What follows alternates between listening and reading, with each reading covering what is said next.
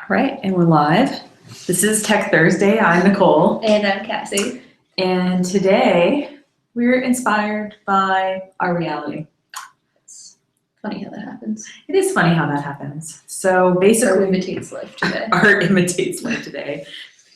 And shouldn't it every day? I'm just making sure we have the right mic selected. Why don't you tell the world, Cassie? Anyhow. Why don't you tell the world what we're experiencing? Well, we can't really show you from here, but the ball field across the way is currently flooded. We woke up this morning. Actually, we went to bed last night and it was kind of drizzly, whatever. Woke up this morning and I was like, it's really quiet and dark. Not that it's not. I usually get up early, so it's kind of dark anyway. But it was like too dark. None of the glow. It's kind of amazing how much noise our technology makes. Anyway, my power was out is what I'm trying to say.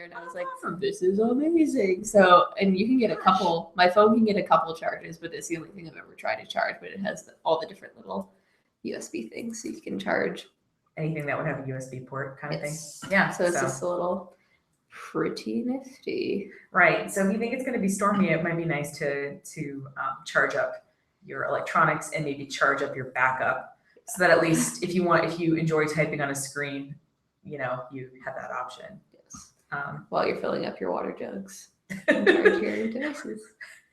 while you're boiling water on your gas stove.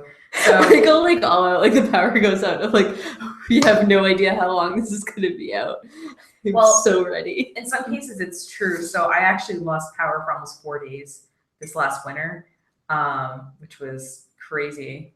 Remember this time last year we got that freak snowstorm? We Yeah. were without power for like, a day, but it was still longer than we didn't see it coming. It's true. So anyway, okay, charge up your stuff. Now, let's assuming that, things are getting a little, I don't know, hairy, and you have 10% power left on your charged up computer. What are you Do going you want to to do? hear something hilarious on that note that I wouldn't actually ever do, but I was just kind of, I Googled it really quick just to see what people had to say about this subject. And one of the things was go out to your car and charge your laptop. I was I've charged my life is to never be that desperate. But you might have a job where you did. I did it with my phone. I would do it with my phone. I wouldn't do it with my laptop, to be honest. But if it's like blinding snow out, I feel like, because usually I'll just kind of get out and drive around and be like, oh, see where all the down trees are, because that's safe. Because that's safe. Yeah, I've charged my phone off my car charger at one time. It was the day like I said, it was almost 4 days. I mean, it was definitely to the point where we were trying to figure out how we could get a generator to save the stuff that was in our freezer, for example. Yeah. You can kind of like cruise a couple of days if you just, kind of put ice in your fridge. And I mean, there's little things you could do. But when you start getting on day 3 into day 4, that's when stuff is starting to get real. So yeah. And if there's not really, because last winter there wasn't really snow on the ground or anything yet until like January, so it's not like you can go shove it in a snowbank and have it keep. It's true. Because that's what we usually do. Right. Like, Having snow 6 months of the year is handy in some ways. But my favorite thing to do, and what I did when the power was out and we had nothing to do, was read with my headlamp on. And I brought a few props today. I brought a couple of my favorite books, including the one I read during the last power outage. So this is the one I read during the last power outage. $100 startup from Matt Baya. Matt Baya has the best stuff. So he is ready for power outages. He's ready. Is what our takeaway. But what's nice about this is it kind of makes you look at your business or look at your life and think like, oh, could I squeeze an extra bit of money out of it? Oh, like, and it gives you, it's a lot of case studies of people who have these really micro businesses or have little side hustles that they do and how they sort of make it work. And he's got some really good suggestions in here, like questions to ask yourself. And so you can sort of, if you had a little notebook next to you, you could sort of work on some of the questions as you read in the dark. My favorite book about blogging, which is also really overwhelming and the kind of thing that I never read unless I'm really stuck with having nothing else to read. So this book is like pretty old, I'm going to say. By pretty old in blogging book terms, I think it was written in 2008. So it was pre-social media. So it's like all about like promoting your blog and things like that. So if you're just like, oh, I've just been posting my link on Facebook and it's really not working, like back when people were talking about like the blogosphere. Right. So it's very detailed from how to pick your platform to like how to do kind of basic search engine optimization kind of things. And it's just a really good book, but it's kind of intense. There we go. Matt said there was no audio until I adjusted something a few minutes ago. So I don't remember what we were saying. I don't know either. Oh, I think we were talking about how it's rainy and gross out. Yeah. That might So the summary from earlier when apparently our audio wasn't quite working is it's stormy out, so we're discussing ways that you can still get work done when it's stormy out. The part where I was just blabbing on about my power outage. So poor Cassie had no power this morning, and yet she still pulled herself together. That's a testament right there. Actually, in the car, speaking of things you do in the car. You can do a lot from your car, apparently, if you don't have power. Natural light. Like you can charge your phone. And anyway, so my first amazing thing I said was to keep your stuff charged before you're in a situation like this and have a backup power source charged.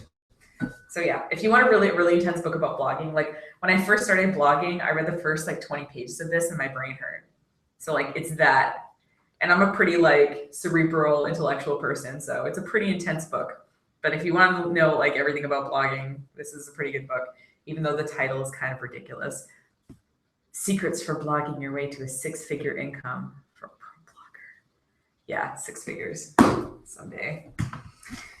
And then social media book, again, some of these books are just good to read in sort of fits and starts because there's a lot of case studies in it. So it's not one of those things like you're going to sit through and read through 200 case studies. So it's the kind of thing that you pick up on a rainy day, you could read a little bit and think about. So I like this book a lot for social media. I'm just picturing someone like looking out into like the rainy window as they think about the case studies with like their head kind of pressed up against the glass. You know, those like stock photos. Yeah. That's what I'm imagining. Looking out in the rain. But yeah, it's the kind of thing, like I said, there's some of these books that are difficult to read because they're so dense. But when there's no power and you have literally nothing else to do. So Matt just sent me a text that said 2008 was pre-social media ? And I will say this. I didn't have Facebook until 2008. So I'm not saying that nobody had social media. I'm just saying it was like the wild west of social media. It was relatively new. Some people still thought you were weird for like using it or whatever. It was before your grandmother got on Facebook. It was before some of these networks even existed, before some of the now bigger networks. Is so good at Facebook. I was gonna say the fact that she bought you one of those charger things, like Matt Baya Different has, grandmas. Different grandmas. Your other grandma's really good at social media, or really likes it. Really likes it, yeah. And she's like better at it than I am. That's awesome. She has a lot more free time than I do too. But well, there is that. Anyway. Maybe she could come work with us. So yeah, so I just stick on my headlamp and I do some of the reading that I'm supposed to have done earlier but haven't because it's a lot more distracting and easier to read short form stuff on the internet. The other thing is if your phone's charged and you don't have books, you can use, so Pocket, which is an app that we talked about, how you can save stuff. You can save articles for offline reading. You can actually open up your Pocket app, and you can pull out the links that you've saved and read some of them. Nice. Yeah. I've done that in the waiting. I have a friend who I meet for hikes sometimes, and she's always late.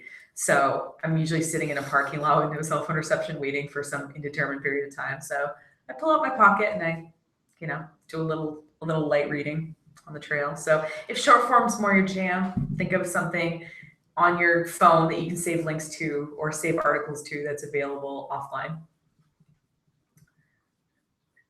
And sometimes even further offline reading is I have a folder in our Dropbox called professional development. And all those PDFs that people have, like, download this free PDF about how to use Periscope for your business or whatever. I take them all and I put them in the professional development folder so I can get to them. You can get your Dropbox offline. Yeah, totally. It won't sync. It won't but the thing is what Dropbox okay, this is how I understand it works. And if somebody is watching that works for Dropbox and I'm totally wrong, please chime in. But I believe it has like a copy on each device. So your computer has a copy, my computer has a copy, the cloud has a copy. But what happens when I modify my copy, I can sync it to the cloud and then it syncs to your computer. You know what? It's kind of like a relay system. Well, I'm thinking of my laptop that I use when I'm working. Yes. Power is I use the cloud, so I can't get to Dropbox, which is why. Yeah, if it's installed on your computer, you can get to it. Brings you back to square one. Okay. Right. And there's a same idea with Google Drive. And I know you can't see my desktop right now, but there's like a little icon that syncs my Google Drive to a particular computer. And then I speak the Google Drive language. Yeah. So have you ever accessed Google Drive offline? Not intentionally. Not intentionally. Well, so sometimes when our internet would go down, I'd be working on a doc or editing a newsletter. I don't know why that is. It would say you're editing offline. Yes. And I would kind of be because I was afraid. When WordPress does it to me, it's sad. Yeah. And then I'm oh my God, how long have I been typing and not knowing that I'm offline? I have to copy and paste into Notepad so I don't lose my changes in case the browser quits. Right. Anywho, but with Google Drive, you don't have to worry about it, apparently. Yeah. If you have it, I believe it's called InSync is the way that it interfaces between your computer and Google Drive. I know. Every time I think, me too. Every time I think, I think it's called InSync. I'm 99% sure it's called InSync. It's gonna be. It basically syncs your Google Drive to your computer, so you can work on stuff offline. And I mean, we use Google Drive a lot for stuff for drafting things and things like that. Well, I love Word documents. Yeah, I love Word documents too. What I like about Google Drive is it's not there's not a lot of uploading and downloading and uploading. Cassie has an idea, and so she types it into Microsoft Word and then saves it, and I know Microsoft has something like that now, but Google Drive is free and it's multi-platform, so I don't have to worry about who's working on what computer. So long as they have a Gmail or a Google Apps login, we can share stuff, which is great.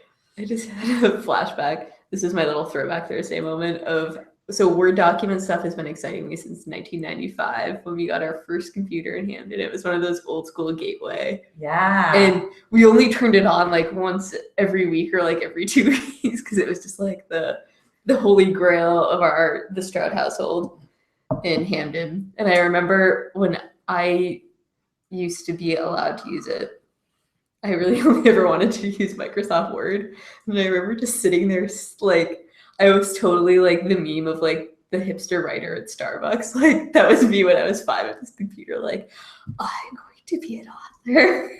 Just typing. I think I rewrote Godzilla. I was writing fan fiction for Godzilla when I was 5. I love that you were writing fan fiction. I didn't realize that's what it was. I know. No, that's what I mean. That's funny. It was Godzilla will live. And see, I remember when we got our computer, again, the family computer, which is such an interesting concept now. Like ours was in our living room. I'm sure yours was in the living room too. Yeah. You had to take turns using it, right? Mm-hmm. So I remember the demonstration we got with our first computer was about the Christmas letter and how you'd have your Christmas letter all written up. And then let's say that you wanted to change, instead of writing your Christmas letter, Dear Grandma, you wanted to change it to, Dear Ted. And then you wanted to actually delete the paragraph about, Grandpa, because Ted doesn't know your grandpa.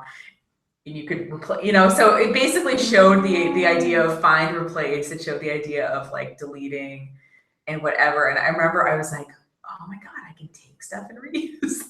So like, I love how you were using it for something creative. And I was like, oh, I can take my fake, as if I wrote a Christmas letter ever. But I just love that idea of like, oh, we don't have to retype everything. That's so cool. I remember when I discovered that, I thought it was a genius. Yeah. And also punctuation was really exciting to me. Yeah. I was like, semicolon, semicolon, semicolon. Enter. Anyway. So what do you do when the power goes out, Cass? How do you deal, or when your internet goes out? I go straight up old school, like, while I'm filling up my water jugs and, packing my food into coolers. Like, the power comes on 5 minutes later. I'm kind of done all the prep. I'm kind of like a little bit disappointed because like I was so ready. But if I can kind of tell, like today we have some warning signs that the power might go out, right? So I kind of do everything I need to do that I know I'm going to need the internet for. So like all my technical stuff that requires internet that I can't do offline, I try to get that all done first.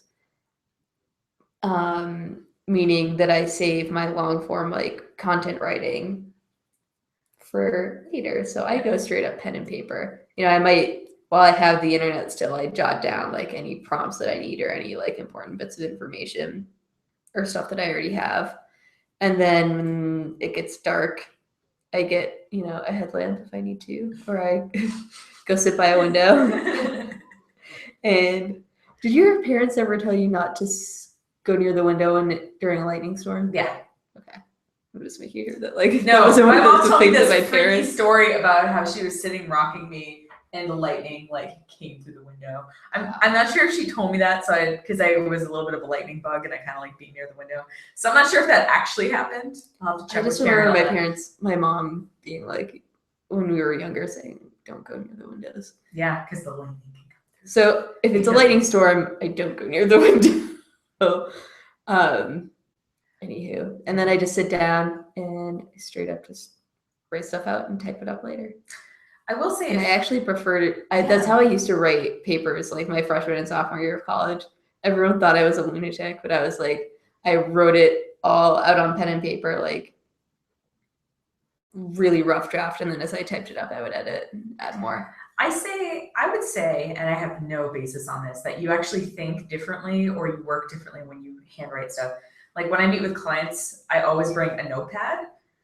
And that's for a couple of reasons. One, if I'm looking at a phone or an iPad, like I could be completely farting off while they're talking.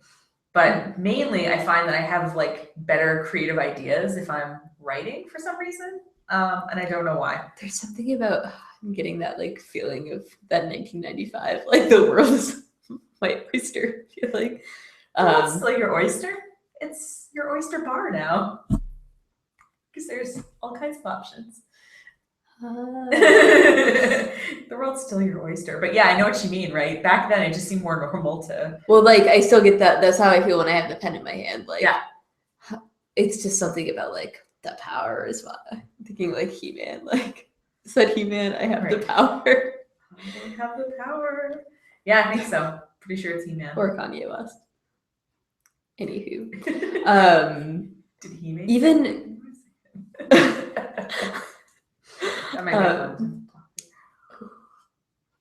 So yeah, you feel like it's 1995 and you're like, the world is your oyster. But like, even if I'm taking notes, even if I'm like doodling, it may look like she's not listening, she's just doodling. But when I go back, I look at the doodle and I can remember like what was happening at the point that I was. Yeah, there's something like a weird said for that. It's like a psychology, like the memory recall stuff. just something about like physically. Yeah. I can't stop doing this. I mean, maybe it's maybe it's kinesthetic. You know what I mean? Like, because that was one of the ways. It's so funny because like I went to school, well, sort of sometime. Part of my schooling was to become a teacher, and a lot of it they talk about learning styles, and they talk about not everybody is an auditory learner. Some people are visual learners, and some people are hands-on learners and kinesthetic. Yeah. So like this idea sometimes of doing stuff, and even like that article that you posted the other day about the kids with the stand desks, and they have the little kick bar because they like have all this energy and like they're like learning better because they're able to stand up and move around. Because let's face it, like you're 5, you're not gonna want to sit around all day. Like you're just not geared that way. So like work with the children. Right. Anyway, that's my 2 cents. Right, and maybe now that you don't have to sit at your computer, like in this theoretical stormy day that we're talking about, you can, walk around and you can go on a walking meeting. Yeah, do some like fun whiteboard stuff. Yeah, like brainstorm. I don't know what you're brainstorming, but like get out your sticky notes, your whiteboard. Well, and honestly, there's a reason at our retreat that we have every year. I mean, there's only 3 of us, and it feels stupid, but there's a reason that we put sticky that and write completely it out. Offline. Yeah, that's the point. I'm glad I caught up. That was like sometimes my brain's like the slinky dog in Toy Story. That's like a big, because honestly, we could stick the whole agenda on like, I mean, we have a projector and all that, but there's like, something to be said about like putting you in a room and like, you have pad and paper and you have markers and you just figure stuff out. I think there's a place for that.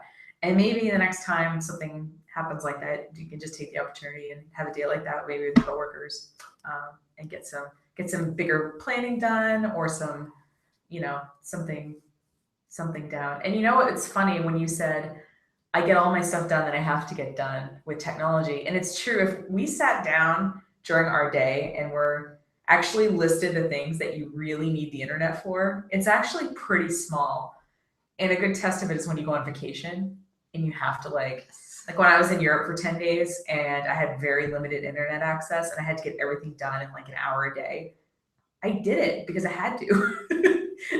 So, I think even if you made a list of tasks like in your project management system, or like on a piece of paper for you to do the next time that don't have access to a computer, whether that's, because of whether or not you could access that list and say, okay, you can start crossing things off of it.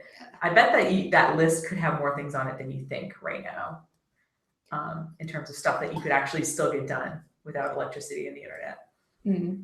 I also use it as an opportunity for like putting stuff in the bank. So like ideas for blog posts, ideas for, even if I don't write them, like just have it all out on paper and then I can revisit it later. But right. And you don't have stuff distracting you like IMs and emails.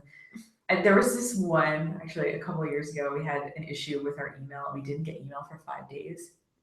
That's like an entire work week. That's a long time. It was a long time. I had the phone and clients found ways to reach me, with Facebook messages and stuff. But the amount I got done that week because I wasn't like answering emails was I was like kind of a little bit grateful for it. At the time it didn't feel like it, but like 3 days in, I was like, I had detox, and I was like, okay. We should do like a faux PSA, like email the silent killer. How to keep email from driving you crazy. That's why I have 1 day a week where at least I don't check my email at all. So people think that's crazy and it may limit the growth of this business slightly, but honestly, for my sanity, it's great. My goal is that all our clients have my phone number. If anything really bad happens, just call me. But and the phone number and the phone number is on our website. It's just not the most visible thing ever, and that's on purpose. But honestly, like it's nice to just unplug a bit and take the opportunity to do some big thinking. Breaking even unplugged. Oh no. We can't be unplugged today because I need light. I have websites I need to update. Yeah. No, there's things to do, but at the same time, if you consolidated all the tasks that require the internet, I could do it in like an hour. Yeah, that's what I mean. And Cassie's whole job and my whole job is on the internet. So I can imagine some of you who maybe have jobs that are not so tied with the internet. Probably it's the same thing. You can draft emails, without the internet. You can, you know what I mean? There's plenty of things you can do. I'm having flashbacks to my experience at the law firm. So when the power went out there was really nothing for me to do, but I was like, the phone lines still work. So like that was, I still, there was still what you would do. You would answer the phone and say, sorry, they can't do anything because there's no power. I could put them through and be like you can talk to them and they can take notes, but yeah, that's all we're gonna do because you can't get on the computer to pull up files. Yeah, and like who has paper files anymore? Seriously, in this day and age. I allow myself to keep one file box for every 10 years of my life. Oh yeah, no, I think having somewhat of a paper trail is. Yeah, nice. but it forces the one box per 10 years forces me to have kept only my favorite things. These are, oh my god, not like all of my elementary report cards, but the ones with like funny comments on them, or you know what I mean? Yeah, just like not all of the notes that I passed in junior high, but like the more funny ones. So I'm a little worried about my that just made me think of my Disney Music Pandora. My neighbors might think I'm like a complete lunatic. So I realized the other day. They might think you're 7. They might, yeah. Why is a 7-year-old like home alone? Well, I didn't realize. So they're not that far away from me. I just can't see them because there's a couple trees in the way. Yeah. But I was really I was like doing food prep, and I like how I'm talking with my hands today, by the way. And Disney Pandora was just like song after song. Like I was getting after it. Like Friend Like Me, Aladdin, like there may have been some dancing, whatever. And I was like, oh, I should go get the mail. So I went to the end of the driveway and I kind of stopped. I was like, shit, that's really loud. I could hear it at the end of my driveway, and I was like, oh my god, and I was yelling. It was like everyone could hear me. And in the summer when I have all the windows open in the porch, hey, there are worse things. And I was kind of like, oh no. But that's another good idea, is you can listen to stuff as you're hauling water. Oh, like on the Jungle Book when she has like the water on her head and she has her little song. Okay. She has her little song? She sings song? I haven't seen the Jungle Book. I don't remember the song, but it's something about like, basically she's just narrating, like I'm going down to fill up my jug of water and I can carry it on my head. And then she meets Mowgli, and nice. That's his like reintegrating with the humans. The meet cute, if you will. What is that? I've heard that before. Oh, it's a movie term for like the clever way in which you make two people meet. So like, like we're both at the coffee shop and we, both walk up to the counter at the same time and order the same thing at the same time, and we meet eyes. That would be our little meet cute. Mm-hmm. It's just this cute way of meeting. If you watch the Holiday, which is a holiday film with Kate Winslet and I love Kate. And oh my god, who else? Wait, it's the other lady, Cameron Diaz and Jack Black and the other guy. Is it Jude Law? Jude Law, yeah. Anyway, Kate Winslet character, who I forget what her name is in the movie. She befriends a movie executive, and he teaches her terms like meet cute. That's the only reason I know that. I need to rewatch that movie. And Love Actually, 'tis the season. Like I said, my favorite. You know what? Maybe I need to resurrect the Love Actually and the holiday viewing with cookie baking. It's like the best like girly Christmas. I actually canceled plans the other night because Nightmare Before Christmas was on ABC. I was like, actually, I can't hang out. The sad thing is, it's on Netflix and I have it on DVD. Well, you want to watch it live? I don't know. I was like, I can't hang out. Sounds like an excuse to me, Cassie. I was like, I didn't think until after, like, oh, I have so many options for viewing this movie that don't require me being in front of the TV right now. Anyway, Right. just caught up. All right. So as you see, there's plenty of things you can do to sort of forward your life in a power outage. One is you can prepare for it by charging things. Mhm. 2 is you can pick up your favorite dense book that you've been avoiding reading and I start on read it. Siddhartha during that Siddhartha? same power outage. Oh, I know that. I never knew how to pronounce that book. I've just seen I the might title. be botching it. I don't know. No, It's no, one of I those- think it's the one with the kind of stone guy on it, right? Or something. Yeah. Yeah. I've seen that book in like 10,000 bookstores or like book sales, and I never know how to pronounce it. Good to know. No, like I said, it could be wrong. No, but like you picked it up and read it, so good for you. I just look at it and I'm like, I don't know how to pronounce this title, and I put it back. It's a very limited way to look at things. I also did yoga by a headlamp, and then kind of later on appreciated that the headlamp was totally unnecessary. I know where my body is. Maybe I just have terrible body awareness. And here's one last thing you could do. You could film a video. You don't have to use, you could, like, if you've always wanted to get this a video done, well, granted, if there's no light, that might be a bit of a You problem. could have like the creepy glow from the camera. I was picturing basically you taking like yoga videos of yourself with the headlamp on, and the headlamp would just be going in all these different directions. I've actually have been avoiding doing yoga at home because I was trying to, kick myself up into a headstand and somehow knead my own forehead. And it really hurt. And it was during my taper. I was like, I'm gonna give myself a concussion before the marathon. Yeah, don't give yourself a concussion. So I was by like, doing yoga. I was like, that would happen to me. Yeah. So I'm just gonna, anyway, I haven't got back on that horse yet, but maybe the next power outage. we await that video, but anyway, there's lots Maybe you like can on the do. YouTube fails. Yeah, there's lots you can do if there's if you don't have access to the internet and Pick up or a pen. electricity. Or a marker, or your favorite medium for writing. I've used crayon before. Yeah. There's something like really creative and you're just like marker. Anyway, if you want to get your creative juices flowing. Right. And I will say Yeah. some of the exercises in like books like What Color Is Your Parachute do involve like some of the art projects. Kind of the most useful thing I ever did was in that book, What Color Is Your Parachute, while I was trying to figure out my life. They have you they want you to get a big piece of paper and a bunch of markers, and they're like, don't use any words, and draw what you want your life to look like.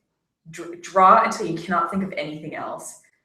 Because when you are not formulating things into language, you use a different part of your brain and the less critical part of your brain. So it was really interesting to me what I drew.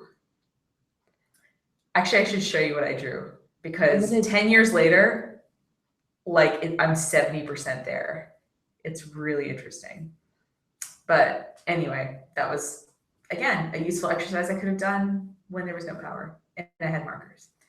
But I didn't have one big piece of paper, so I had like 10 sheets of like regular paper, and I would draw, and then I would change, and then I would draw another thing, and then I would change until I was just done. Like I had nothing else I could have drawn, and it was what I wanted was so simple that I was like, okay, I can do that. No one girl should have all that paper. I can't stop. Well, we have to stop for today because we're just about out of time, but thanks for Ooh, that was a long one. Thanks for watching. No, I think we started a little late, maybe. Yeah. Thanks for indulging. Yeah, no, it was fun. We enjoy ourselves. And if you have any questions or any topics you want us to address, you know how to reach us, I think. But in case you don't, leave a comment on the video wherever you are watching it from, whether it's Google Plus, our Breaking Even website, or the Facebooks, or the YouTube. Go to our website at breakingeveninc.com. Oh my God, that's exciting. Yeah. Fill out the contact form. We'll get back to you. Yeah. And have a great rest of your week. Yes. Bye. We will see you next week.